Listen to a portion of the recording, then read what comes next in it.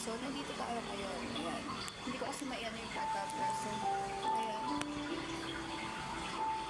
Dito tayo sa spa ni Miss, dito sa Beauty Lab ni Miss Owie. Ayan. So, ayan.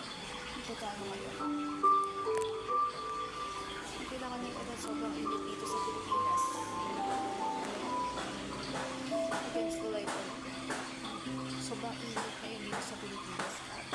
Mamaya ay makakita natin yung different paano natin masahe. Kailangan natin matulungan. Sobrang hirap dito sa Pilipinas. Kailangan natin matulungan lahat ng bagay. Naging blooming na ako. Actually guys, hindi ako pagod mag-makeup ko. Pero I'll try my best. Charing! I'll try my best talaga. So, hindi mo na ako makakata. Pero may ano naman. Siguro, pero nakagawa ako ng kanta at nakasulat ako ng kanta. So, gano'n talaga kasi ako mag-aaral.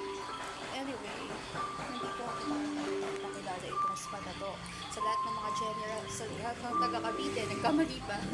Sa lahat ng taga-Cavite dyan, punta na kayo dito sa Beauty Lab kay Miss Owie. Dito lang po yan sa Imos, Cavite. Yan.